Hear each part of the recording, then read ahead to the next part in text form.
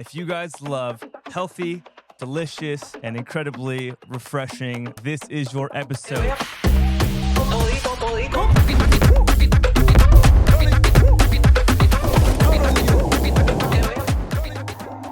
What was the inspiration behind Palmetto? Like, why Açaí bowls in the first place? I mean, it's so easy to explain, but we live in a world where, especially in America, where the food system, it's a bit broken. There's a lot of junk out there. There's a lot of extra ingredients that's not even necessary. But companies do it to cut costs and create bigger profits. It's at the consequence of everyone's health and well-being. So, how challenging is it to get into those partnerships with those big brands like Fiore and all that? Honestly, I think most of them naturally just came about. I mean, everything we do since day one, Palmetto, we've never done a reach out. Like, it's always been someone's been reaching out to us. We do something with like Apple almost every month now. I think at the end of the day, it just comes down to the product. Don't worry about what anyone else is doing. Just focus on what you try to do. Try to do your best in your field, and it will speak for itself. So, what's a hard truth about just like entrepreneurship in general that a lot of people don't want to know but need to hear? All right, guys, welcome back to another episode of The Lowdown. If you guys love healthy, delicious, and incredibly refreshing foods that are in the form of Açaí bowls and smoothies, this is your episode. Today, I'm joined by the CEO and founder of Palmetto Superfoods, which is one of the fastest growing Açaí bowl brands in the Bay Area, and it's just redefining healthy foods in general. So I'm really excited to bring on Charles Lee. Charles, welcome to the show. Thanks, Lorenzo. Thanks for having me. Yeah. Before we get started, I just want to say I've been around the entire world. I've had Açaí bowls in Thailand, Amsterdam, Croatia, Hawaii, everywhere. And hands down, Palmetto is one of my favorites. I really appreciate that. This is exactly the same thought I had when I first started the business. And so, when we hear something like that, like it really resonates. So yeah. I appreciate that. Awesome. Of course. So what does the business currently look like today? How many locations do you have? How many employees do you got? All that jazz. So today we have eight locations across the Bay Area, which is going to get pretty interesting in the next few months because we're obviously growing every year, but we had a bit delays with multiple reasons of like permitting and all that stuff. So we have about 10 locations coming up in the next 3 months. So we're going to be jumping from 8 locations to almost 20 in the coming months, and it's just happened. I mean, we have so many projects that just got bundled in together, and so we're about to see a massive change in growth within the company, and we're ready for it. But it's gonna be very interesting when that time comes. We're literally gonna be having a grand opening almost every weekend. That's awesome. Yeah. So continue the expansion in the Bay Area. Obviously, now you'll see places like San Ramon. We're finishing up one up with UC Berkeley in downtown Berkeley. That is also, it's for the school, but it's also public facing. And then we got Fremont, Mountain View. We're going up towards Marin County now. We got Corte Madera. Petaluma's it's not too far away either. And so we feel have a good grasp of the whole Bay Area. And obviously we're continuing to do things here in the South Bay. We got probably another location in San Jose coming and exploring some deals towards Los Gatos and Cupertino as well. So really capturing the entire Bay Area, and then it goes a little bit further down, Santa Cruz, even down all the way down to Carmel. So we're gonna pretty much be everywhere. Nice. By the end of the summer, and then obviously as well, we are also expanding towards Southern California. So you'll see us in LA pretty soon as well. Cool. What was the inspiration behind Palmetto? Like, why Açaí bowls in the first place? Exactly why you've been searching for everywhere. I've been searching it for everywhere. And that is when actually, it was like 2014, 2015 when I met Amanda, who's my business partner today.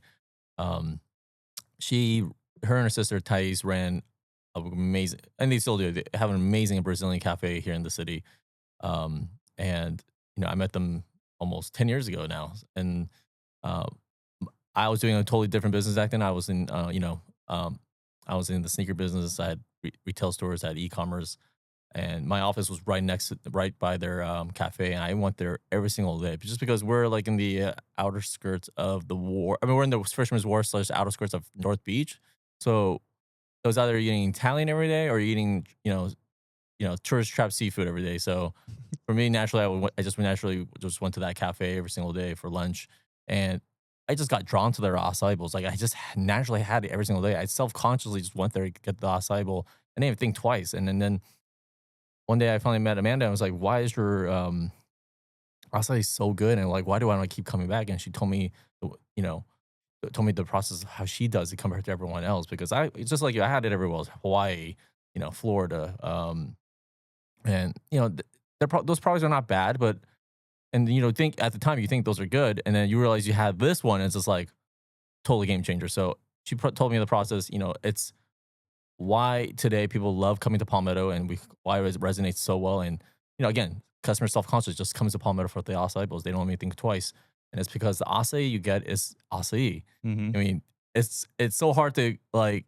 I mean, it's so easy to explain, but we live in a world where, especially in America, where the food system's it's a bit broken. There's a lot of junk out there. There's a lot of extra ingredients that's not even necessary, and but companies do it to cut costs and create bigger profits. But it's at the consequence of everyone's health and well being. So what I love, and this is why I really continue to keep growing Palmetto, is because our acai product is acai. That's the end of the day, you're getting acai. Like that product, the acai bowl you get at at our stores, that's more than 50% of acai. The rest is, we naturally sweeten it with some strawberries and bananas. But that's at the end of the day, that's it. It's not a secret. We're actually giving a good product, and we naturally sweeten it. There's no added sugars. It's not watered down. It's not diluted by apple juice or orange juice. There's extra fillers. It's very simple ingredients, and we give a high quality product at the end of the day, and that's why people love getting acai bowls at Palmetto Superfoods. And we do that with everything else we do. When it comes to everything we don't mess with seed oils in any of our nut butters, any of our ingredients. Everything's naturally sweetened. We'll mix use of like steel cut oats, right? Like we use maple syrup, Mm-hmm. sweeten it. Chia pudding, we use a little bit of agave, also a little bit of maple syrup, and a lot of the things we mess around now, and especially in the R&D phase, we do things with coconut sugar, dates, things that are just natural sugar that come from the fruits. And at the end of the day, we just want to be delicious. And obviously, that has to have that sweet component. This is America, Mm-hmm. but we want to do it right, and that's why we keep continuing to opening Palmetto Superfoods stores, because we think we need to keep giving customers and the public more knowledge, keep market education on how to eat. You can eat delicious and you can eat sweets, but it should be at least clean. It should be simple ingredients, Mm-hmm. things your body can properly digest, and so. That is our biggest focus. I mean, anything we even do, like the product you get from an acai bowl, maybe you get the coconut beach, or you get some other like the dragon fruit. There's no stabilizers. It's just the product. It's just clean fruits, and that's what we just want to serve to the customers. And that's the problem with the acai market today. I think everyone does it their own way, and they dilute the product. And it's sad to say, but I would say I'm confident to say more than 90% of everywhere else you get in acai bowls, you're probably getting less than 5% of actual acai. It's completely diluted, Mm-hmm. the completely diluted product, and I mean, there's no benefit to the customers for that kind of thing. So there's just wasting Yeah, way. I agree completely. I mean, I've been to many acai bowl places, and I mean, to me, it feels just kind of like froyo or soft serve. It feels very sweet, like you said. And one thing I love about you guys on your website is that you're very transparent about all the incredible Yes. ingredients you have. It's all vegan, it's all organic, and that's one thing I'm always telling my coworkers too, because I always am like pitching it to people at work, like, "Hey, do you guys want to do a group order?" I'm a nurse, and so we Mhm. always typically do this on the weekends. It's kind of like a ritual. We always get palmetto, and some of my coworkers are like, "I don't want that. That's unhealthy." I'm like, "Wait." I bring them to the website. It says like traditional acai bowls have this amount of sugar. You guys has like significantly less, and so that's just one thing I love about your brand. It's truly like a lot healthier, like you said. Right. And you mentioned the soft serve. Like there's so many companies that do it on the soft serve machines.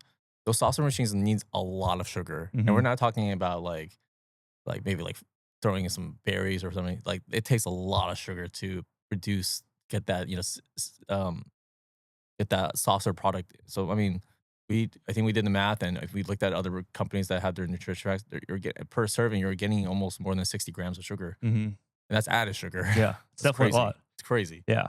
So you were going to this acai place in the city for a while, going almost every day.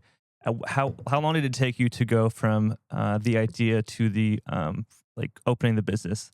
You know, me and Amanda always talk about this, and it's such a crazy story because the moment I met Amanda and the moment she met me, we both naturally were like, oh, it just had a natural draw to each other. I mean, like not mean like romantic. I mean, uh, it was more business, Hmm. and so we both thought like, oh, we're gonna do some business together at some point, just because of her background and my background and the way we go about ourselves, and um, and so that naturally just came to be. I mean, the moment I asked her, "Hey, I want you to be my business partner on this thing I'm trying to work, trying to build," and she just immediately said yes. There wasn't even a hesitation. She only asked like, "Oh, can I bring my sister along?" Which is great. I love more the merrier. And that's also how we all formed. So it was Amanda and Tice. Amanda brought in Tice, her sister, and then I brought in Hassam, who's been a good school friend of mine from college, and we've been always been working together on projects, and so he was naturally um, a great right hand man to bring on to the company as well. So that's how it started. Nice. How long was that process though, from like idea to opening the Right. first So location? we met in 2015, but fast forward to around like 2017 is kind of where I started talking about the idea. 2018 is when we're really like, okay, let's do this. I started looking for spaces. It was probably the worst time to look for spaces in San Francisco. I mean, this is pre-COVID. 2018, San Francisco, like the city was on fire. Like everything, you see San Francisco today, and like the downtown doesn't really exist, but back then, like you couldn't even find a space. Hmm. Like we got really lucky with our space in the Richmond district, and it was very community oriented, very great neighborhood. It's a neighborhood I grew up in because I went to school nearby there in high school. Shout out to George Washington. Um, and then um, we got lucky with that space, but it took almost a year because that's how bad it was to like even just build your store, get through the city and permits and all that stuff. And that was quite a bit of a journey, but we got there, and so we opened in 2019, um, around September 2019. And just had a, it was just a great start. We just naturally, people were drawn to us. We had the farmers market every Sunday. So it caught on pretty quick. Hmm. To where we had lines um, and obviously COVID hit, but then we just kept going. And that's one kind of where my background comes in is, when I started that store, was how can we also collect online sales and, yeah, we had DoorDash back then and it was still fairly new. People kind of were sort of still getting used to it. It was crazy how fast COVID pushed it, but back then, people they were thinking about order ahead pickups, self-serve ordering, so forth. So um, those are the things that kind of just really helped us get through COVID. And obviously, unfortunate time, but we take that year and think we did a lot of good because we also donated a lot of bowls to hospitals and nurses, and went over everywhere, everywhere in the Bay Area. And it was great. To deliver the bowls was great. The travel was even better because there was no one on the streets, and so that was Hmm. that was one of those crazy moments. Like, wow, where is everyone? Hmm. Yeah, Yeah, I imagine opening it during COVID was a pretty crazy time. yeah. So it took you a couple of years from 2017 to 2019 to open. What kind of research did you do beforehand? How did you know that there's a demand for all this stuff? Like, did you go and look at all the different Aussie Bowl places? Was it like Vitality Bowls? Like, what was your thought I think process of? we felt like felt pretty confident. We didn't know, like, we initially started as like, oh, let's just do like this one store, see how it goes. We never thought about let's go build it. Let's go build this like multi-billion, million. We're not even talking now. Now we're even thinking about like billions as we have this whole landscape and vision of what we're trying to accomplish. But at the time, we were just thinking small. Let's get this one store open running. We knew it would be good. We knew it would be successful. There is a demand because people love treats in a sense of like being delicious and sweet, but we wanted to make it healthy. So we're in that spectrum of how do we appeal to the masses? So you got to be delicious, got to be sweet, but also Mhm. be healthy. It's very tricky fine line, and there's can have only so much of sugar involved, and we're also trying to keep the ingredients clean. So it does take a lot of work, but we feel like we're at a good line in that spectrum. And so we thought there's definitely there's other competitors and juice shops and whatever doing their thing. I thought we can come in and do something better. Yeah. Yeah. Offer something that customers like. I mean, today you can get a small acai bowl from us for under $9. Like, um, I think that's a pretty good deal. Especially you can add whatever you want to that bowl, make it Mhm. your own. compared to, I was going to a specialty coffee shop the other day just to grab coffee, and I spent $9 for coffee. Like, it was crazy. Mm-hmm. I go to a boba store. I mean, when I get a boba tea, I'm spending like $8, $9 already. Ice cream is almost the same thing. Ice cream used to be $4 or $5, and now it's like $8, $9. So we feel like we're offering a great product, and but also it's a benefit for the customers as well. So we feel like it's definitely worth their investment Yeah. No, on the a daily very first basis. time I had Palmetto, I was going through it and I was like, holy shit, you can add all this stuff for free, just like you said. And I was like, that's incredible. I've been to places like Hawaii, for example, and like a medium acai bowl with pretty much a shitload of the acai base with like a little bit of banana, a little Mhm. bit of blueberry, nothing else on top. It's like $25. I'm like, this is It was absolutely crazy. They ridiculous. charged like dollar per topping. It was crazy. Yeah. Like, I can build a bowl. The bowl I build in Palmetto will cost like $30 elsewhere, and it wouldn't be as good. Mhm. It wouldn't be even as close to being good. Yeah. How is it that your ingredients and your overall price is so much lower than other competitors, and you obviously guarantee incredible new ingredients Mhm. and like pure Aussie, like you said? It's not easy. To me, it's actually almost near impossible for what we did. We really ate the costs in the beginning. We weren't even. I mean, we were profitable. We're making that margin that we wanted to, and it's very difficult. Even like even when we opened that second store in on Union Street in the Marina District, we were still not even there. Like, it just like it takes a certain level to get to kind of where we're trying to build, and we're there today. But we see we can even improve it even better. So we actually, what we're doing is we're increasing the quality. We're increasing, we're the focus on the R&D is we're increasing our ingredients. What's R&D Working, really quick before? research and development. Okay. So that's where we really focus on. Okay, let's test this ingredient. Let's test a better quality. Let's get a little more. Let's do more organics. Cost goes up, but then because of our purchasing power and because where we are today, we can buy more of it. We can schedule kind of more of our supply on a yearly basis, and season we can go by the seasonality, and so we can time our buys. Always making sure we buy at the lowest price possible. So yeah, it takes a lot of strategy, and we're kind of I'm building a separate team just um, for that today, and it takes a lot of work, and it takes more than 5 stores at least. But once you kind of get to that 10 store mark and 20, like that's when you can start achieving it. And a lot of it in the early days, we were just grinding. Like, I was at the store almost every single day. So it was my partners, and so a little bit of sacrifice in the beginning, but I think we're almost there to the point where they start benefiting. I mean, we even opened our own distribution center, so we have our own trucks. We're producing everything. I mean, everything we're producing on ourselves. We're getting to that level. Like, let's go farm it ourselves. That's where you really save.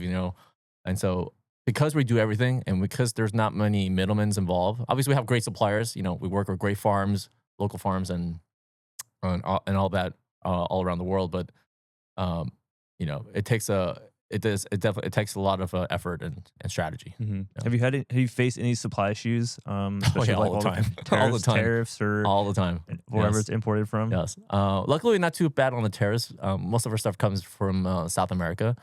A few things come from China. We produce our compostable bowls with China. So we had a little bit issues there, but for the most part, um, it hasn't been too bad. We always had you have supply A, and you always have that backup supply B, supply C, um, from all around the world too. And so, Mm, got it. Okay. Um, what's been some of the biggest growth levers that you found have helped Palmetto grow significantly? Is it just partnerships, investors? Is it just great marketing? Um, I think at the end of the day, it just comes down to the product. I think, well, yeah, maybe we'll have that once in a while, like, customer that just doesn't like what we do, or like doesn't like the taste of what we do. Maybe, that's not our customer. Maybe, they're probably going to go somewhere else, and that's totally fine.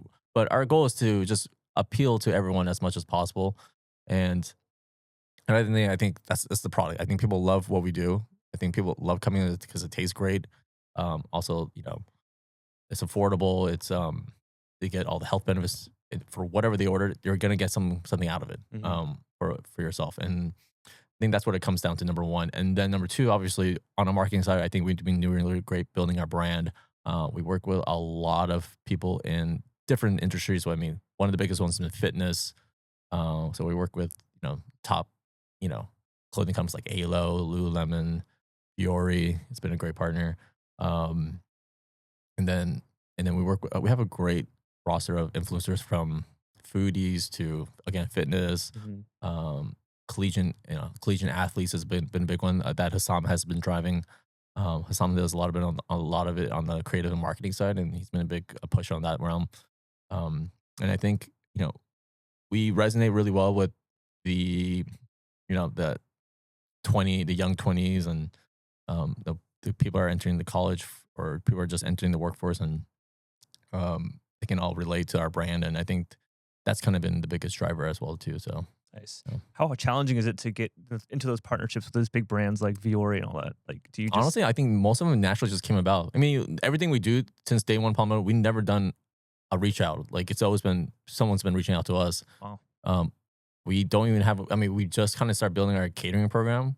I mean, we have a great team behind it, but um, we never market our catering. It just companies were just coming to us. Hey, can we bring Palmetto into our office? Like that just naturally came to be. And today now we have a catering order almost every single day. We got to, if tomorrow we have a big order with eBay in San Jose, and that's it takes it's so big that it's going to require myself and another 6 members just to go help out.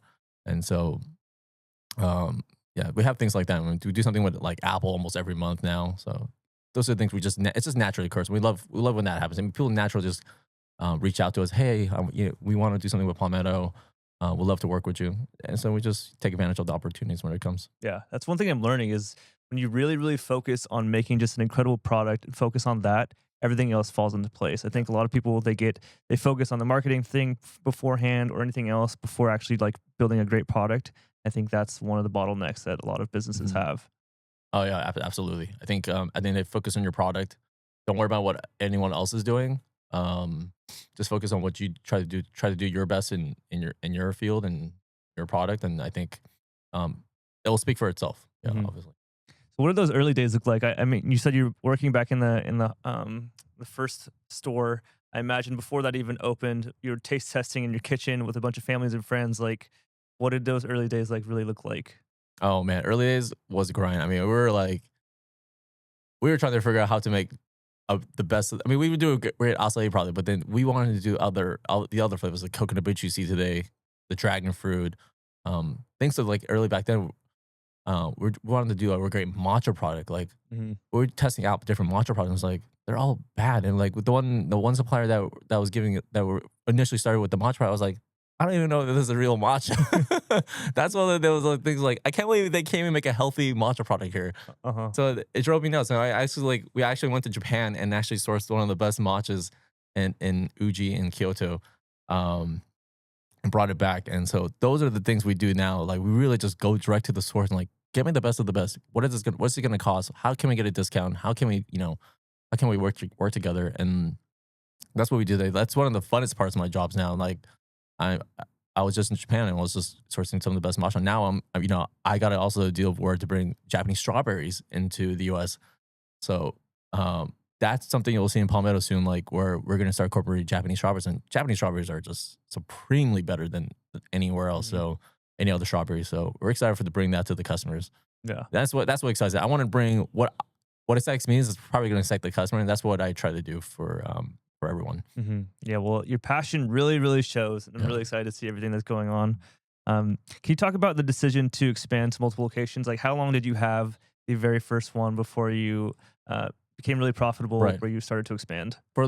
We definitely took our time. I mean, the first store over in on Clement and Third, which is funny. We actually had a smaller store. It was in Clement. We moved over to the space next to us because we were just so busy all the time, and we're just running out of space. But um, that's a whole nother story. But first one, I think we kept it going. I mean, obviously we wanted to move a lot faster, but COVID hit, and so we definitely took our time. We got really lucky with the second one, to be honest. And again, this goes back to people just reaching out to us. Developer, really great developer, March Capital. Shout out to March Capital. They got a great space over in Union Street, and they were building a multi-unit residential, but also had that retail space.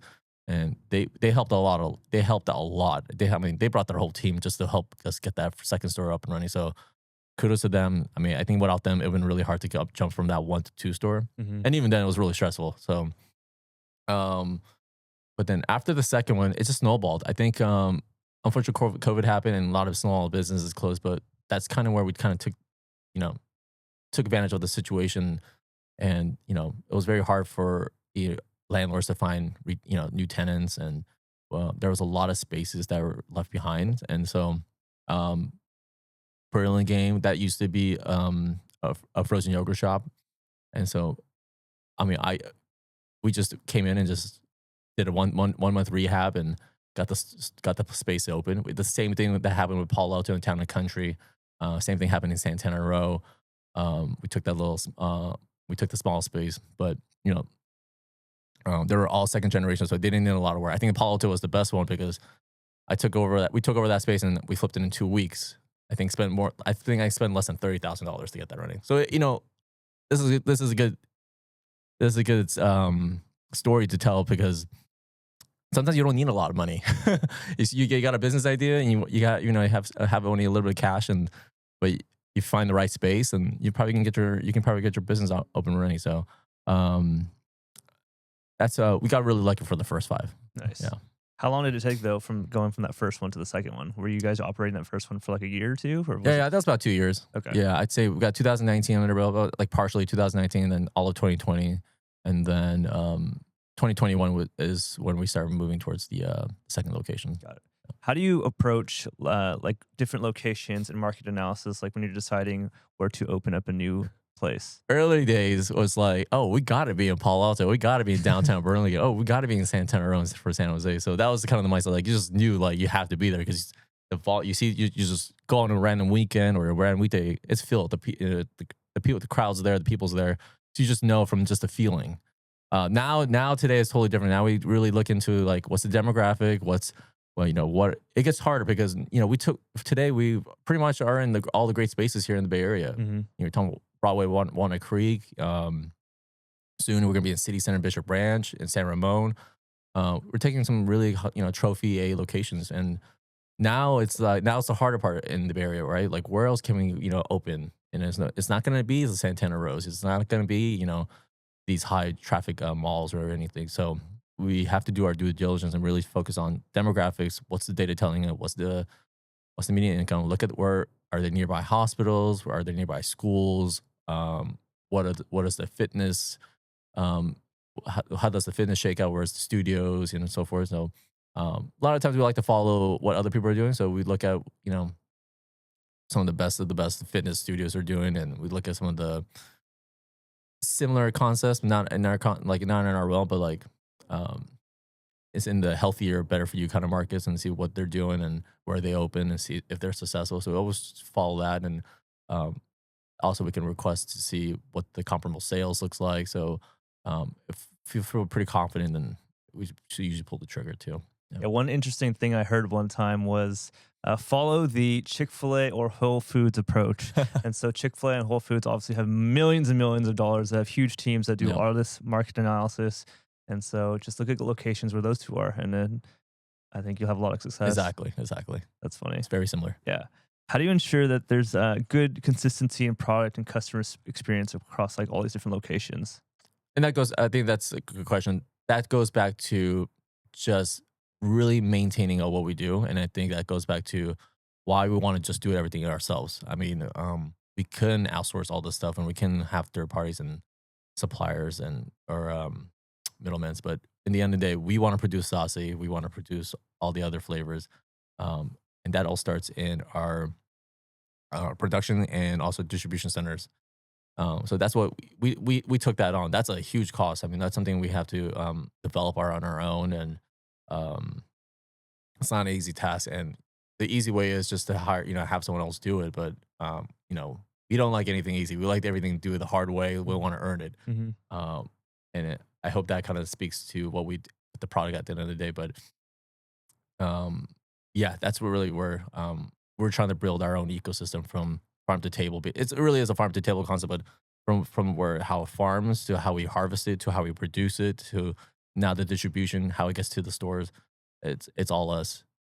In the future, obviously, it won't be all of us. We'll have to have other distribution partners. Like if we want to get product down to New York, we're gonna have to have a little help there. But At the end of the day, the source comes from us. Yeah, that's Yeah. great. I mean, it seems like a lot of businesses, when they have everything that's vertically integrated in the same ecosystem, like you said, there's a lot more success than if you're using third-party vendors. Yes. It's a lot less headaches, supply chain issues, all Mhm. this different stuff. Yeah, you want to put yourself in control. You don't want to have any situation where you're not in control of the situation. So Hmm.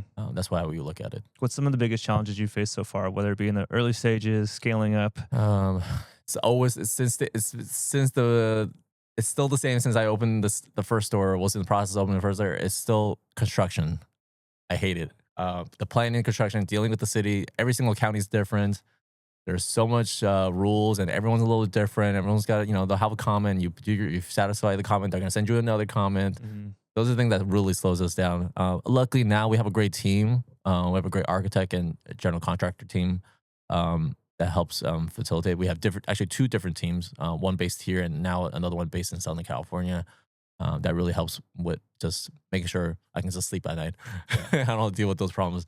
Those are probably like the most unfun part of this journey.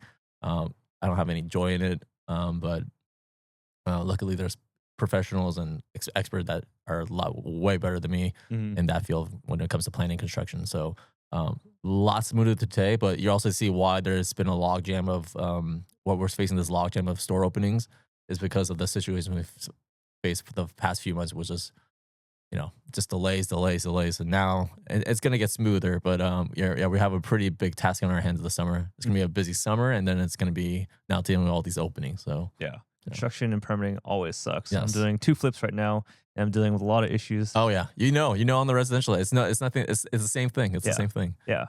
Do you focus more now for the opening of new stores on brand new development, or just taking over mom and pop shops like you did in Palo Alto? So this is a good story to tell everyone. When you're starting to build your own business and you're going to start expanding new locations and so forth, you're going to get people that come to you and say, I'm going to build you the store, or I'm going to give you X amount of tenant allowance to build a store. It sounds so good. And you go to the space, obviously you need to do everything you get the cold shell, you got to do everything. You got to do the HVAC system, you got to do the electricals, you got to do the plumbing from scratch, you got to do all the work. Hmm. But then they're going to dangle this carrot in front of you and it's like, well, don't worry, you got all this money coming to you and, and take care of it. It's still not worth it. Those projects are massively hard. I mean, I don't even know how big companies do it, but they probably have a whole team, the Starbucks of the world. But it takes a lot of work. And it's just, today, I don't even think the money's worth it. For us, it's how fast can we open new locations and, how fast can we save our money as well at the same time. So, even with the cold shell, we can, we'll spend, anywhere from $200 to $300,000. Maybe some of it's covered by the landlord. I think we had our Berkeley projects closer to $500,000, which we're very fortunate, the school's covering for most of it. But at that level, we can open, if we could find a couple more second generation locations where the infrastructure is there. The stores was a previous cafe, coffee shop, ice cream shop. It could have been whatever. Those are easier for us. We can get it up and running. Like I said, 2 weeks to a month. Spend minimal capital. That's where we are kind of going back to now. Playing the long game, being a little more patient because they do come. I mean, there's always opportunities that are going to come. It's just a very tough business to be in. So these spaces do come very rarely available, and so we play the long game. And this is what happened in Texas. We've been trying to open in Texas, in Houston, Austin for a year now, and it's very difficult markets because those markets are doing very well, which means there's a lot less spaces, which means you have to take on the harder projects like the cold shells. Very unlikely there's going to be a second generation store. That's going to be What's a cold shell? Sorry. So cold shell. So let's go back. Cold shell is bare bones. It's just a blank canvas box. You have to put in the electricals. You have to put in the plumbing. You have to go PG&E, all that stuff. You have to set up your own HVAC. You have to do the plans from scratch. Got it. That's from like 0 to 100, everything. Those are the hardest ones. I mean, anyone in the food and beverage world knows that costs anywhere from $250,000 if you're like a concept like ours could go up to a couple $1,000,000 if you're doing a full-on restaurant and bar service. So those are the hardest projects. I think bigger companies and obviously the bigger restaurants probably can do those day and night. because that's what they're used to. But for us, we want to be fast. We want to be nimble. Um, and so the next one is traditional conversions. So you probably see a lot of this where it used to be an office or it used to be just like a regular retail store. There's some infrastructure, but you still have to change a lot of the electricals and plumbings. Mm-hmm. Not too bad, but and the cost is, you save a little bit, like about 25 to 30% from the cold shell, but it's a little bit of work. But the next best one is the second generation stores, which is already something that has everything you need: the sinks, the plumbing, the electricals is all set for you. Um, and those are our favorite ones. I mean, those are, you just come in, for us, that's gold. Like we Mm-hmm. can just turn into a Palmetto in a matter of weeks. Mm-hmm. We love those projects, and they that's kind of where we're focused towards. And moving forward, I mean, we'll still take on a couple of the harder projects, depends on the opportunity. But our focus is let's just find a good space with good bones and um, get a location open and running Yeah. for the crowd. Do you have a whole acquisitions team now that does this? Like, does all the market research, looking for different locations, retail space? Yeah, Or- so that'll be me. I work with a couple other brokers, but I also do it myself. And then I also have a team behind me also doing that as well today. Yeah. Got it. Okay. Yeah. I mean, it's just hard to do everything yourself, as you know. And so it seems like you have a very, very big team and successful one Yeah. that's doing all these different things. Um, what have you had any like franchising or company owned stores? Or is it just all company owned? Yeah, so we kind of try to explore the franchise route, but it's not a model that what kind of works for us. Um, Also, I don't know how other people feel like they're making money and then gotta pay this royalty. So it works for a lot of different concepts. I don't think it's the right model for our concept. So we do it a little bit differently, and we brought in more. We do it in more of a partnership, managed partners, bring in good people, and really just help us manage the stores and um, continue to help fuel our growth. And we have a little bit different model from that. You Mhm. know? How have you been able to fund all this growth? Is it all self funded? You take on investors? Are you taking out SBA loans? Yes. So a lot of it is our profits from how we started. Um, we use our own capital for the most part, but then we also took on um, small angel investors. So we have a lot of family and friends that were like they see the success and like, oh, they want to join in for the ride. Mhm. Just be a silent investor. So we're happy to bring them in, and they definitely help us. They definitely help us out because I mean, this is a business at the end of the day, and there's gonna be crunch time, and like, oh, actually, you know what, we needed that. Mhm. So it definitely helps. It's a mix. But a lot of it is we try to focus on our everything we make so far in this company has been put back to the company. Mhm. That's how the only way we're gonna just fuel the growth as fast as possible. There's no other. I mean, we can always obviously raise more funds and so forth, but at the end of the day, we got to go out there and make the store successful and make sure we can continue that success. Yeah. How do you balance paying yourself and enjoying the fruits of your labor versus reinvesting it back into the business? Yeah, it's definitely a balance. And so this, I think this is a good side hustle to tell everyone. So how obviously I have a pretty decent salary with Palmetto. Now that we're in like year 6, but how I feel a lot of my pay for myself is I've started to do the lease deals for my company. So I actually have I have a real estate license, um, Commercial one? commercial one. Nice. Yeah, so I'll use that and start representing ours, at least in California. Mhm. For outside California, definitely hire someone else, work with someone else. But they're really good. There's some really good agents that we work with outside of California, but in California, we still work with agents. They'll go if they go find something off market or have a great deal in mind, then gonna let them run with it. But a lot of the deals now, the agents come to me or they have a great space, and we'll work a deal out. And so I'll take part of that commission, and that takes care of my pay. So it does. There's definitely unique strategies around how I can get paid. So Mhm. yeah. Yeah, that's awesome. I Yeah. mean, you really have everything in the ecosystem, from the real estate to the marketing to everything. Yeah. It's really cool to see. Speaking of marketing, can you talk about what specific channels have given you like the biggest ROI? Is it social media? Is it just paid ads? Like, what is it?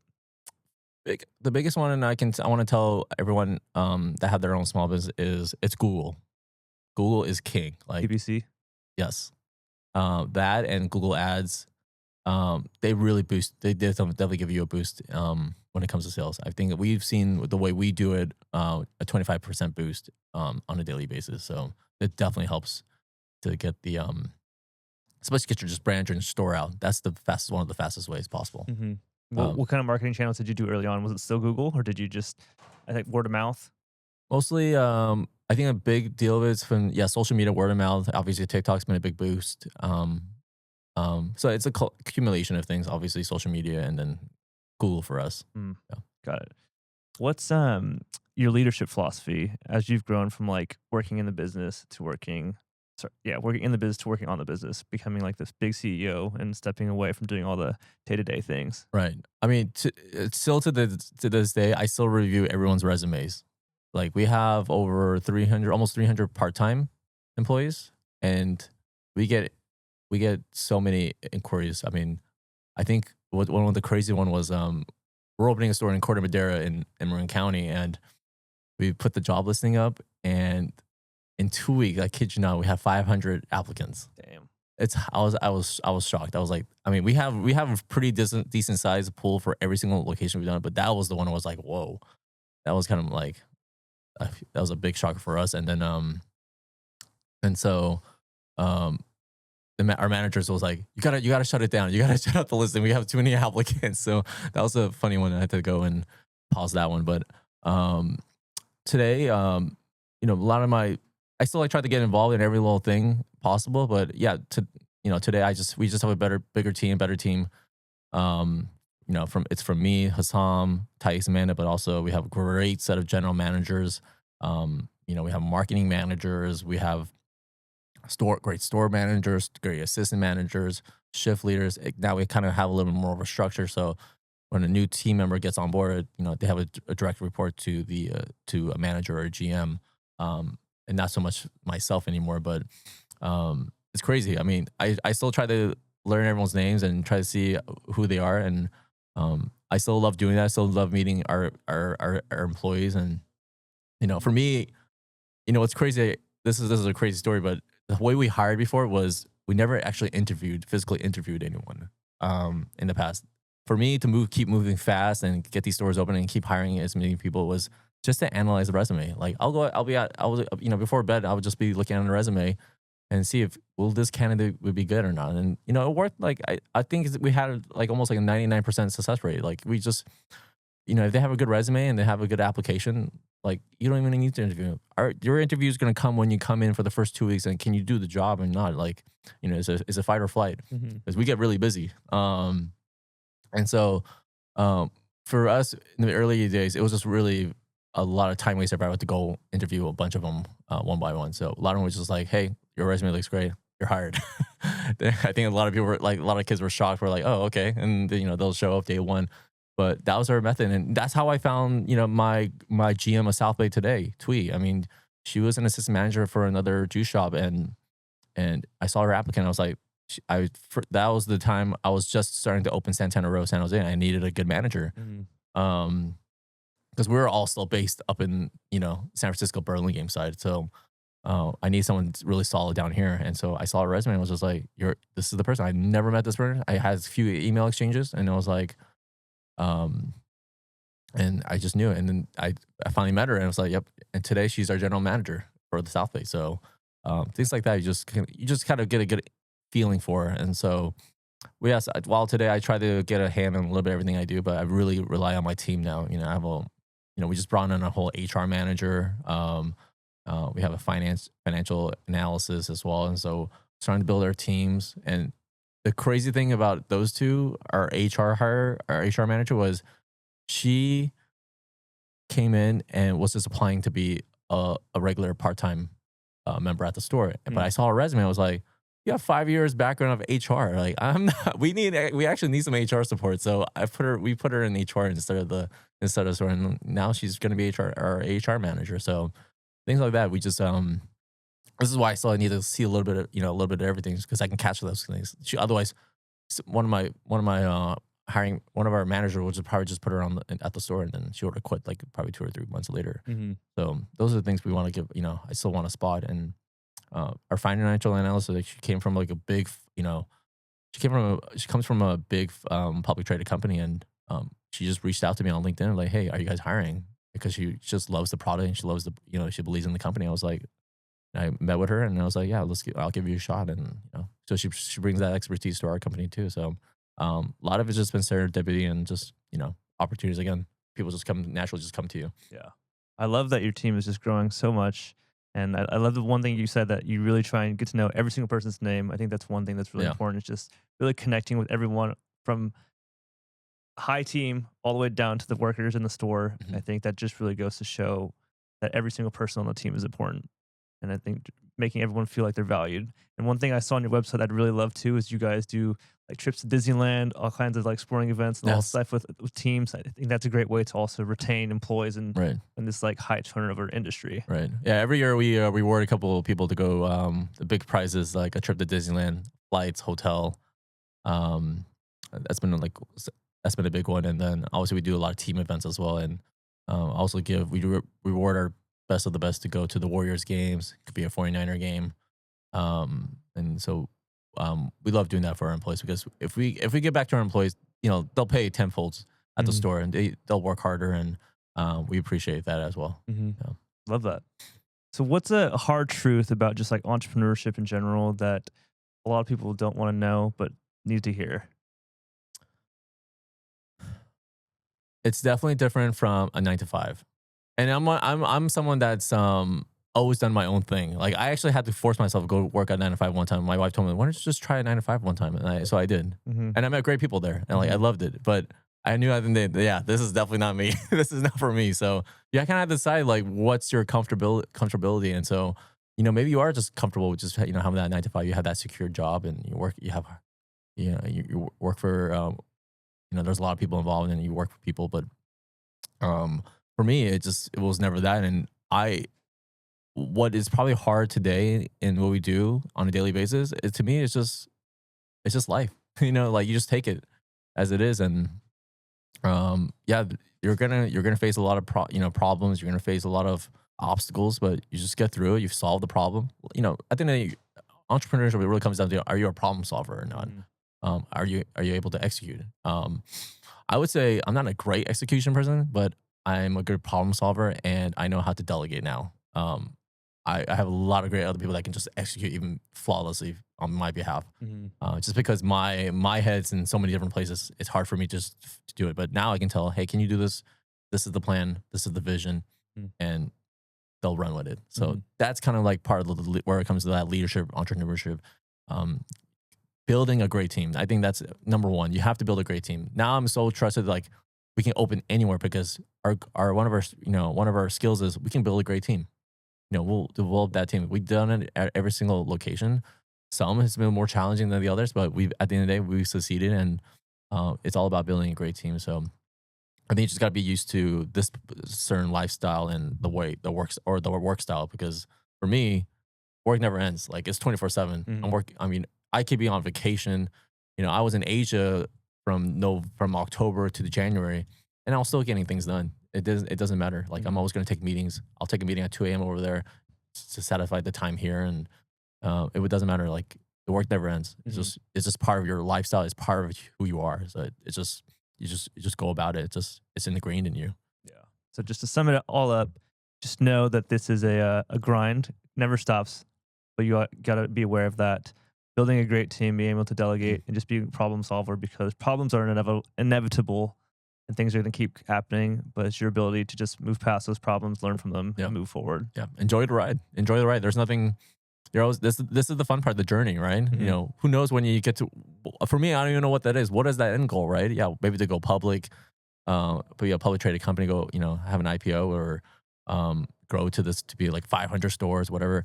But we don't even know what that end goal is. But we love the journey today. It's it has its ups and downs, but that's the beauty of it. You keep grinding, and this every day you wake up, what you need to go accomplish and get done, and that's you don't even need any motivation at the end of the day. What you need to do, and I think I hope that kind of resonates with people that want to do their own thing.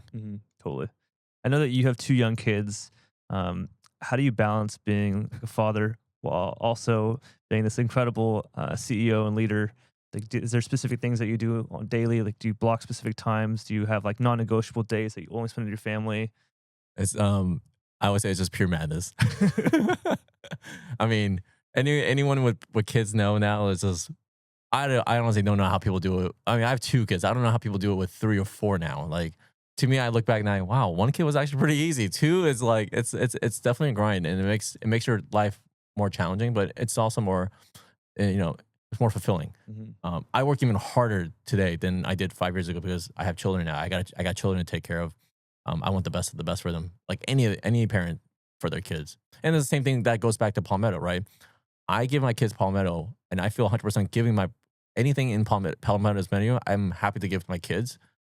Is something I want to say because then if I'm willing to give it to my kids, then it's good for I feel like it's pretty good for the public. And I wouldn't put anything out there that makes would harm a child long term or anything like that. And we want to make sure we are very health oriented when it comes to our kids, because I grew up with as probably as you, we grew up with Cheerios, yeah, ice cream, sodas. With today we have zero sugar sodas and probiotic sodas. We didn't have that back then, So I definitely want to. We think a lot more for our kids now, and what we put, what the food we give to them, and what's in the food. But going back, great support system. I have great parents. My wife has great parents. My wife obviously is a huge support. I mean, we have a very, very, very tantrum, high energy second child. Like she's 2 or she's almost 2, but she's going through it. And I'm able to get things done during the day because my wife holds it down. So I appreciate it. That's awesome. Yeah. Great support system is key for everything. So getting to the end of this, I like to ask rapid fire questions. What's one mistake you see most new business owners making repeatedly? Mistakes. I think the number one mistake that most business owners make, I think, is their team. I think they try to maybe, I want to say that's everyone, but I think they don't treat them as well, or they cut corners on their pay, or don't think of it as like, for me, as like I always want to take care of my people. Like someone comes to me and says, "Hey, I got the situation," and so I want to figure it out for them. Like I think if you're there for them on a personal level and also on a work level, I think it helps. I think when you just treat your employees like they're just like a number, or like just that, I think that's where it kind of affects your business as well. They're, if you don't care about them, they're not gonna care about your business. So communication is number one. If you have if you start having a team, communications, you got to stay on top of communications, making sure everyone's on the same page. But I think that you just, whoever's involved with your company or in your business, you just gotta treat them. You gotta just treat them fairly. I think a lot of people, I think, especially nowadays, where it's a lot harder to hire, or hire to find good people. It's just, I think they take care of them, and I think they'll take care of you back. Love that. Yeah, definitely keep everyone, treat them with respect, and just show everyone that they're valued. Like I said earlier, how do you see Palmetto Superfoods in the next 5 to 10 years, nationally, world? We have some secret things happening in Asia, but that's a whole nother story. But we think our goal is to be the number one acai company. I mean, that's what we do, the acai bowls and smoothies. But that's our goal. I mean, I think for us, we're going to be, obviously we're going to be nationally have a national presence in 5 to 10 years, but also we're going to have a heavy presence in Asia.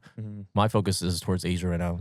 Not maybe partially because I'm a little selfish, because I really enjoy my time being in there now. Now that we have 2 kids and we have families, both sides have families on that side, and we love our time there. And this is a great lifestyle for us. But we see the growth there, and acai is still very new into that world. And when you introduce something new, yeah, it could be slow. It could be people are still getting adjusted, but I just love that growth potential. If it's done here in America and it's done well in Europe, like I think it's going to do really well in Asia, especially in a place where like where I went, where we're in Taiwan, and every block is a boba shop. Hmm. It's crazy. Like there's more boba shops than coffee shops. Like the way you think about coffee shop, you know how there's coffee shops everywhere.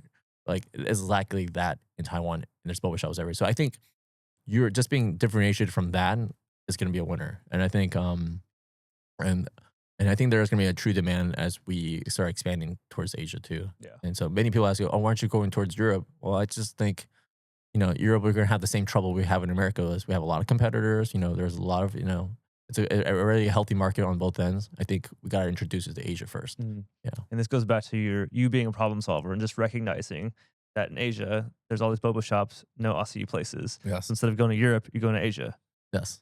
So when you expand into Asia, are you going to be, how like McDonald's and Starbucks, they have things that are specific to that country or market? Oh, yeah. Are you going to have just like dragon fruit or just like ube or whatever? Well, I mean, I think for the most part, the menu will be very similar to what we do in Asia, but I think the fruits will all change because what we get fruits fresh daily here in America is completely different in Asia. So let's say in Asia, blueberries are very hard to come by. They're all imported from Peru. And so it's a little bit more expensive, but they have other great fruits. Some of the best mangoes, papaya, strawberries in Japan, right? And bananas also. Like bananas are a little bit different out there too. And so there's gonna be different offerings, and whatever market we open in, we're gonna cater to their local and domestic fruits. Makes sense. So that's the only thing that's gonna differentiate. But the strategy in Asia is going to be a little bit different because here in America we're going to be opening more store locations, and while we are working on a CPG line, which is called consumer packaged goods, products you see at all the grocery stores, Whole Foods, Costco, we are working on a line there. It's going to be heavily dominant in Asia, where we're going to have to do more of a packaged goods in Asia because we'll do our stores here and there, have flagships, but in Asia we feel like the best strategy was going to be CBG and just have a product living in every single convenience store because Japan, they live by Family Mart and 7-Elevens. Taiwan, 7-Elevens, Lawson's. Yep. Korea, in South Korea, it's like GS25. So they live by these convenience stores. They pay their tickets, they pick up their packages from there. They do everything, and it's like an all-in-one stop for them. So to have product, and we'll have a lot of cool product we have in mind for these areas. That's going to be the big push, that volume, right? And so stores will be, we always think stores will have the best of our Palmetto, but there's definitely a second life that can be held in all the grocery stores as well. If you could share an Açaí bowl across the table from someone in history, dead or alive, who would it be? Dead or alive? Yeah. I think I would want to do it with Anthony Bourdain. I think that would someone who would really appreciate like high quality ingredients. Well, obviously it's not high end or food done, but he's done a lot of the street eats and too. So I think that would become something cool to do. Yeah. I love Anthony Bourdain. My wife is a huge cook. Yeah, she loves him, so I love everything about that. So it's a great answer. If you lost it all tomorrow, what's the first thing you do to rebuild? If you lost it, that comes in mind all the time. I think we just get back up and just restart. Redo it all over again. Yeah. Love it. One brick at a time, one step at a time. Love it. Nothing would change. We just keep going at it. Love it. Okay. Lastly, what's your favorite Palmetto Açaí bowl combo? It's gotta have the Açaí, coconut beach, a little bit of chia pudding, and steel cut oats. Okay. That's the combination. I like to put like all the fruits basically nowadays, and then my favorite topping would be the mulberries, because the mulberries. See, this is the thing that goes back to what we do in supply. The mulberries is as fresh as you can get on a dry food product, because the mulberries we have has a chewy taste.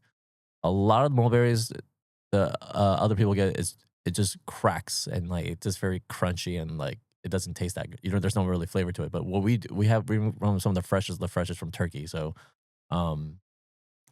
mulberries, and then I skip granola nowadays, but then I'll do because of the calories and the sugar levels. But again, a granola baked in olive oil, they use what do they use now? I think we used dates to sweeten it now, or coconut sugar.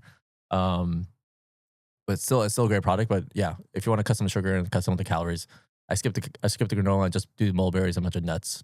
Look at the macadamia nuts, get some cashews. Okay. Yeah. Cool. I'm gonna have to get that exact one after I leave here. Well, So Charles, we'll definitely take care of you. yeah, absolutely. Well, it's been an absolute pleasure and honor.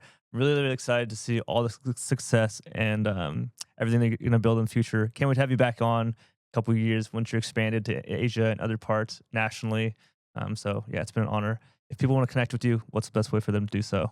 Obviously, follow us on at Palmetto Superfoods on all of our socials. Personally, for me, I guess you can follow me at Charles. It's Cha, and so CHCH or CHACHARLESLEE. Got it. Yeah.